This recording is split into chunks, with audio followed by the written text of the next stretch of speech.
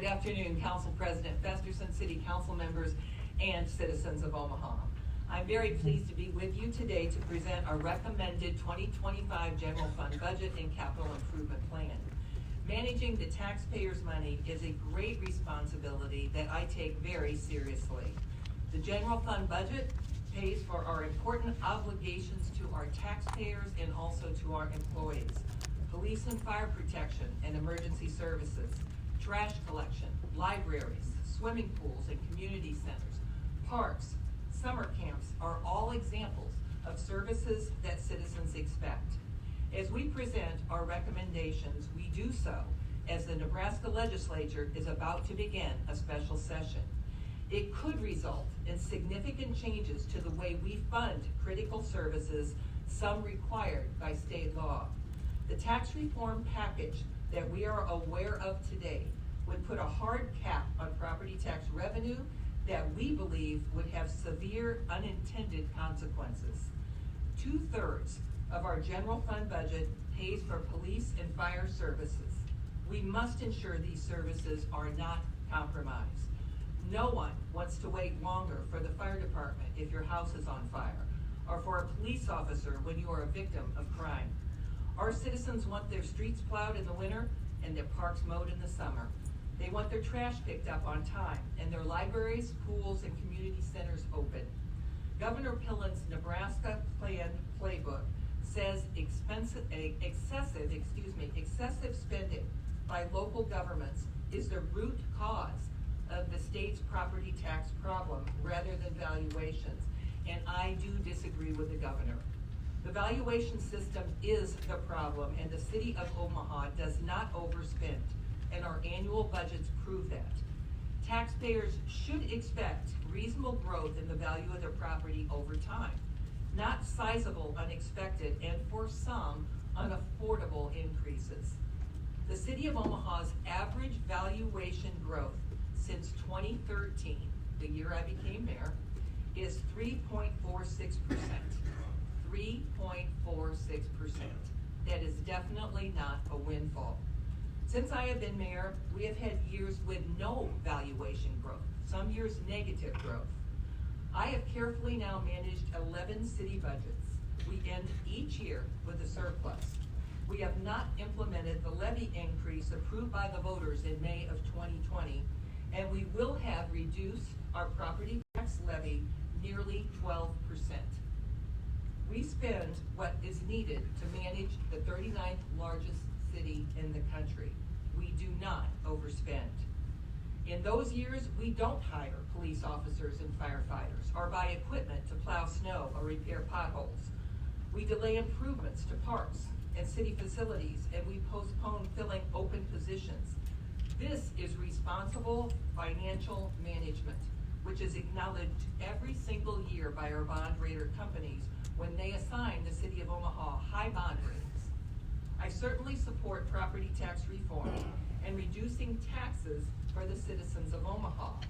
I have lowered our levy 4 times for more than 8%, and I am proposing another in 2025. The Greater Omaha Chamber's Urban Core Strategic Plan, a long-range vision for the city, is built around one forward-thinking statement, and that is, cities never stand still. They are either growing and moving forward, or they are declining and falling behind. That is why I am so concerned about the lack of discussion with local governments as the state senators begin to consider potentially damaging plans and the unintended consequences. Omaha has great momentum right now, and we are moving forward, and we cannot and will not fall behind. Our future depends on strong financial foundation we now have in place. My budget priorities are always based on my goals. Number 1, public safety. Then managing our city budget, keeping taxes low, to create economic development and job growth, and to improve the taxpayer's experience. These then are the highlights of our 2025 budget. We recommend a total general fund budget of $531 million, which is a 4.8% increase from 2024. We estimate that property tax revenue in 2025 will be approximately $233 million, up slightly over 2% from 2024. Sales tax revenue is projected at $250 million, which is up 7.5% over the 2024 sales tax receipts. And the restaurant tax is estimated at $47 million, up 5% from this year, 2024. The estimates in sales and restaurant tax can be attributed to inflation. I am proposing the fifth and the largest property tax decrease in 2025, 3.3%. During my term, I will have reduced the levy almost 12%. Our levy is already at its lowest rate since 2010. Even with this additional reduction, we are able to fund important expenses in our 2025 budget. We are committed to police officer recruitment and retention so Omaha remains a safe city. We will expand our recruitment strategies to attract new candidates to prepare for the 2025 recruit classes. Even with new higher salaries for all officers, including recruits, we remain well below the 906 officers that we are budgeted for. We are currently at 780. Despite the police staffing challenges, the first half of this year, crime in Omaha is down 13% from last year, and violent crime is down 30%. Those are numbers we could be very, very proud of. Chief Schmatter and his command staff are doing an excellent job managing with the number of police officers down as much as they are. The fire department will continue to implement the apparatus replacement plan. In 2025, we have budgeted $3.5 million to replace apparatus. This plan is now in its third year, and it ensures that our firefighters have up-to-date, safe, and reliable apparatus to provide the best fire and emergency medical response possible. The fire department also plans a 2025 recruit class. We will again increase road repair and maintenance budget, bringing the major street resurfacing budget to $10 million in 2025. An equal amount is set aside for residential streets. The new central library will open in 2026. The budget includes our phased-in approach to add staff and technology to this one-of-a-kind library. Every budget I have prioritized increasing our savings accounts. The cash reserve and contingent liability funds have balances of $35 million each now. This compares to less than $8 million combined in these accounts when I first became mayor. Saving for emergencies is just smart financial budgeting. We will continue to increase our savings accounts. Our 2025 budget also includes our contractual agreements with our sworn and civilian employees, including wages and benefits. And today, we have contracts with every one of our bargaining units. Healthcare insurance costs for employees and retirees will increase approximately 7% next year. The fire union's healthcare trust continues to be the most expensive plan that the city funds. We would save taxpayer money if firefighters would agree to be covered under the city's healthcare plan.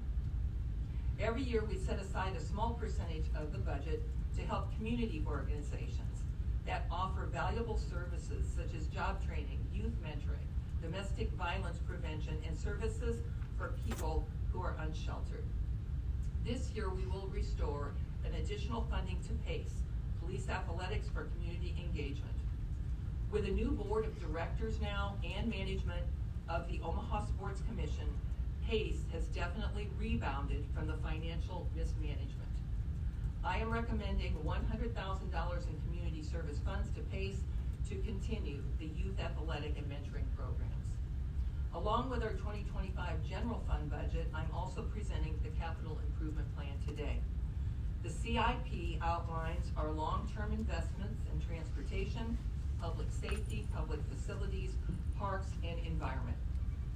Our 2025 to 2030 capital improvement plan continues the great momentum of our city heading into the next decade.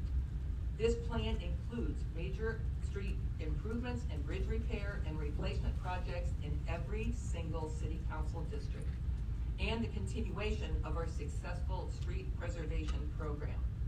Since the voters approved this ambitious plan for our streets in May of 2020, we have accelerated asphalt, concrete, and brick street repair.